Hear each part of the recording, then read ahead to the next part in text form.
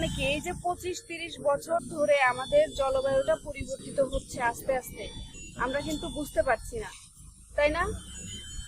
এখন এসে আমরা বুঝতে পারলাম কি যে আমাদের জলবায়ু পরিবর্তন হয়ে গিয়েছে। কারণ কি বলেন তো? যারা কৃষক আছি তারা কিন্তু খুব ভালো করে জানি, যারা কৃষি কাজের সাথে আমরা সম্পৃক্ত আছি তারা খুব ভালো করে জানি যে জলবায়ু পরিবর্তনের ফলে আমাদের কি কি সমস্যা হচ্ছে। যখন বৃষ্টি দরকার বৃষ্টি হচ্ছে না, যখন আমাদের বীজে তোলার সময় তখন কিন্তু অতিবৃষ্টি হচ্ছে, তাই না? তারপরে এই যে আমাদের দক্ষিণ অংশ আছে, দেশের যে দক্ষিণ অংশ, এই দক্ষিণ অংশে কিন্তু লবণাক্ততা বেড়ে যাচ্ছে। নতুন নতুন এলাকা নতুন করে কি হচ্ছে, লবণাক্ততায় প্লাবিত হচ্ছে। ওই ঝড় জলোচ্ছ্বাসের কারণে এবং মাটির তলদেশ দিয়ে কিন্তু এই লবণাক্ত পানিটা।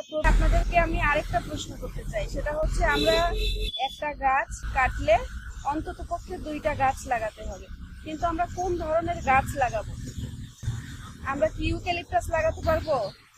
বলেন, ইউক্যালিপটাস লাগাতে পারবো? ইউক্যালিপটাস লাগানোলেও কিন্তু সেটা ধ্বংস করার কথা বলা হয়েছে। তাহলে আমাদের মনে কিন্তু প্রশ্ন আসা উচিত ছিল আপনাদের ভেতর থেকে, যেহেতু এখানে কোমলমতি শিশুরা আছেন, আপনাদের ভেতর থেকেই প্রশ্ন আসা উচিত ছিল যে আমরা যে গাছটা লাগাবো সেই গাছটা কোন ধরনের গাছ হতে হবে।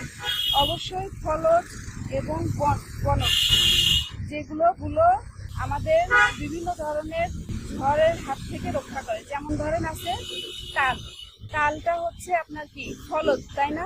এটা ফল দিচ্ছে। আবার আছে নিম, নিমটা কি হচ্ছে, নিমও কিন্তু আমাদের কীটনাশক বানাতে কাজে লাগে, জানেন? জৈব বালাইনাশক বানাতে আখ্যায়িত করা হয়েছে, তাই না? এই 13 নম্বর দুর্যোগ থেকে